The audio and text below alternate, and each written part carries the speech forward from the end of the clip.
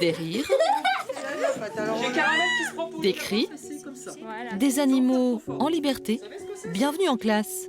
Autour de la table, des enfants de l'IME et sur la table, les profs, déguisés en lapins et consorts. Ils dispensent une extraordinaire leçon de vie.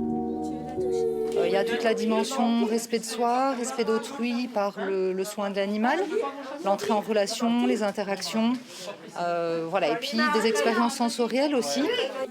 Plus l'éveil, la concentration, un cocktail bien-être bien plus efficace qu'une poignée de pilules. Les animaux, c'est très technique. Ça apporte du bienfait sur la santé. Pourquoi ? Parce que ça joue sur nos hormones qu'on fabrique. Et les hormones du bonheur et tout ça, si on parle dans le technique, l'ocytocine, l'adrénaline, tout ça, à partir du moment où ça agit sur notre corps, ça agit obligatoirement bien sur tous les systèmes de la santé, la dépression, la tension. À quelques kilomètres de là, c'est l'heure du repas à l'association de zoothérapie de l'Est. Un genre d'académie pour ces coachs aux super pouvoirs. Fondée en 2007, elle ne cesse de recruter de nouveaux collaborateurs. Ils viennent en fait d'arriver il y a seulement quelques jours. Voilà, c'est nos deux nouveaux collègues, Mirabelle et Kinder. C'est des animaux, les poneys, les chevaux, les équidés en général, qui sont très empathiques. Ils ressentent beaucoup les émotions de l'humain. Donc ça en fait vraiment des très bons partenaires pour la médiation. Et c'est vrai qu'on peut travailler différentes choses au niveau des émotions, des sens bien sûr, mais au niveau aussi de la motricité. De multiples talents que la ZE met au service des enfants, des seniors, des détenus, de tous les publics en situation de handicap, de rupture psycho-affective, bref, aux humains en perdition ou tout simplement curieux de nature. Vaste programme. Il y a une vraie demande, il y a un vrai besoin, j'ai envie de dire encore plus aujourd'hui en vue de la situation sanitaire actuelle. Les personnes sont un peu en isolement.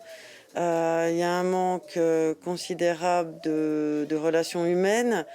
Le tactile manque aussi.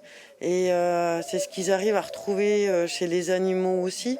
Et puis en plus, l'animal ne juge pas, donc en fait, il n'y a pas la barrière qu'il y a d'humain à humain. Un retour à l'essentiel qui jette chaque jour la ZE sur les routes et la pousse à aller encore plus loin sur les chemins de la formation cette fois. Depuis leur mise en place, les stages pour devenir intervenant en médiation par l'animal ne désemplissent pas. On a tout type de profil, on peut très bien avoir des personnes du coup issues du milieu médico-social, donc qui veulent intégrer cette pratique dans leur métier de tous les jours parce qu'ils savent que ça peut donner énormément de bienfaits aux bénéficiaires et ça peut les aider aussi dans leur pratique. Et on a aussi également des personnes qui sont en reconversion professionnelle. C'est donner du sens à une activité, donc c'est plus une activité, c'est plus un gagne-pain, c'est juste avoir du plaisir au quotidien en alliant les humains, les animaux et la nature. Alors là, une logique qui coule de source. Pourtant, la zoothérapie ou médiation par l'animal reste encore confidentielle en France et ces diplômes ne sont pas reconnus quand ses effets, eux, sont pourtant incontestables.